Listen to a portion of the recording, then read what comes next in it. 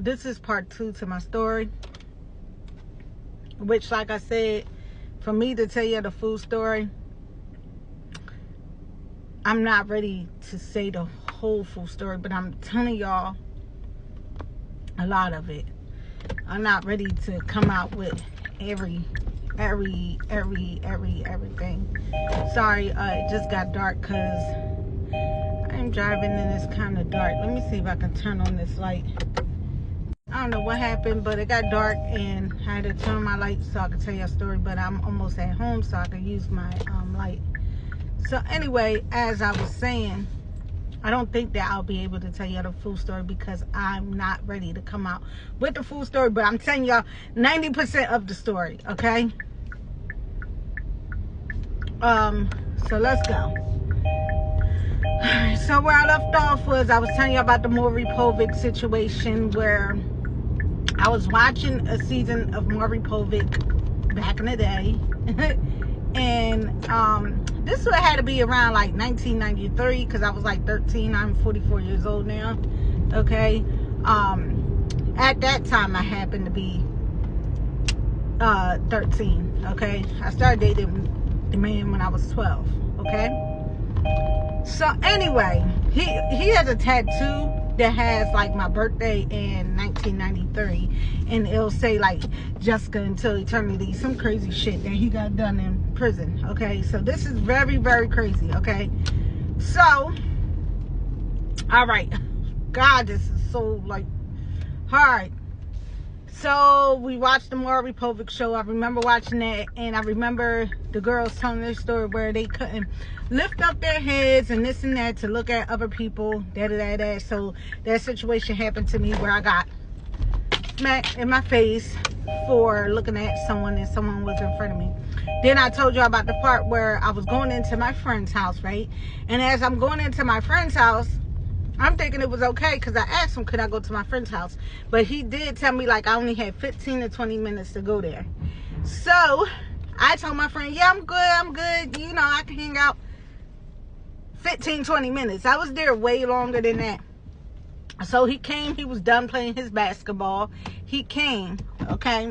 Mind y'all, at this time, I think I was about 12 or 13, can't remember. But that time I was around that age, and he came and he grabbed me by my hair. He started punching me in my face. He loosened this tooth up, and I had to push it back in. Like I had to push it back in to get it back, like from loosening. Okay. So for some reason it went back in. Thank God I didn't lose that tooth. And this right here has split stitches. I had stitches all right here. All right, so that's that. So after me getting JUMPED jumped by the women, okay, which I heard it was more. I heard that it was grown women jumping in and everything, where I had my arm broke, this eye broke, this eye fractured, my jaw, everything was fractured, my nose was broken, all that. Just for some women that liked him. After that, I lost my baby. That's all I was trying to tell you. I lost a baby, which was my first child, Jermaine Robinson, and it was all on my cast, and da. After that, I ended up getting pregnant again, okay? I'm like 13 at the time, okay? 13, like the end of 13, I was like 14 at the time. All right, wait, let me make sure I'm right. Because I had my daughter 1996, I was 15 years old. So I was 14 at the time, because remember I was pregnant before that when I was like 13.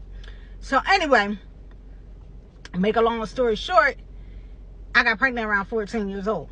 Okay, so I had my daughter by him when I was 15, my first child. So this man, okay, I remember just like being pregnant, and he threw me against a tree. Like, he threw me against a tree and I had fractured ribs, okay? I kept on fractured ribs throughout my pregnancy, and they really can't do nothing for fractured ribs, but gave me a brace, okay? So throughout like even before the pregnancy and the pregnancy, he had hit me up top of my head with hammers. He had stomped my face. He had just literally like hit me so many times. Like, But the worst time was when he threw me against a tree. He threw me against a tree and it fractured my ribs, right? So at this time, I'm still living at a hotel called Luxury Inn, okay? He was SAing me. He was using GUNs and all that. So one particular day, he left some Moss and Ice, some Hennessy, and some, and he told me to drink it. Mind y'all, I never drank in none of my pregnancies, nothing. So I pretend like to drink it, but like I remember like taking like a sip, like or whatever, like I don't know, it was like a couple of sips because he was in there and he was watching me. So he said if I didn't drink it, like he was gonna KILLED me. So I had to take like a couple of sips. Next thing I know, I was like passed out. I don't know what he put in that thing, but I was passed out. So he came back that particular night, and he STABBED me in my chest, and I still got the scars from here to here. I showed it on one of my other videos before. Let me see if I can show y'all. Hold on. So that's the scar right there underneath my chest. So he did that, right? And then I don't know what happened, but my radio just started talking. So after all that, right, he did that. Sorry, give me a moment. So I was laying in the bed. He came back to the hotel room, and I was just laying there. He came in. He like, you know, stabbed me in my chest while I was asleep. I'm trying to say where I don't get flagged on here. And all I remember was crawling. Just crawling on the ground. Okay, crawling just with blood. Mind y'all, I'm like 9 months at this time. Okay, I'm missing my family. They'll tell you I was missing for a while. So I was trying to use the phone, but the phone was like the ropes, not the ropes, the wires was like all cut up. At that time, we didn't have like I didn't have cell phones. We had beepers and stuff like that. That's all we had was beepers. Okay, we had to call from a regular phone to beep people. So anyway, he left me for the EAD. After he did that, he left. He ran. Okay, mind y'all, my father at that time, remember I said my mom, she didn't do too much. She didn't look for me too much. But my dad, he was the only one that would call the cops and stuff. So he did have domestic violence on him. So he ran. He used to jump out my window and everything, like off a big ass, high ass roof. He used to jump out the window and run from the cops. It was one time where he ran in Daisy Duke shorts. He put on my shorts and ran out. Okay? But, oh my God, it's just so much, y'all. So anyway, that particular day, I'm crawling out the room. I'm just crawling. Blood's everywhere. And I get to the next door that's over. And I'm like hitting, I just seen 8/18, my father's birthday. So I'm knocking on the door, like trying to knock on the door. I don't remember nothing after that. All I remember is, I guess they called the ambulance. I get to the hospital, I'm in labor. They start giving me breathing to stop the labor, But then a little bit later, they was trying to get me to walk up and down the hallway. I'm telling them I'm in pain, right?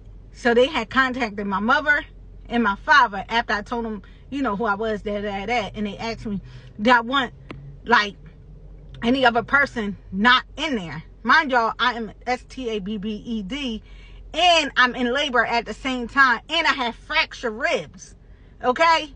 So, y'all, I can't tell y'all everything because it's a 9-minute mark, and it's about, we only have 10 minutes on here, but I can tell y'all this last part is that they had, like, these bars that they put on my bed because I couldn't lay down to push. My ribs was fractured. And I couldn't do like the doggy. I couldn't do none of that. So I had to squat and literally like push like this. But I remember me telling them not to tell my mom my ribs was fractured. But it was like such a big emergency. Like they had to tell her like different things. Like they had to tell her that I was STABBED and all that. But I was trying to keep it from her because I didn't want her to know that I was in a domestic violence situation. So... sorry, the car is on. My son just texted me and said the car is on. He must see me. He must see me. But anyway, it's 10 minutes in. I have to do another video.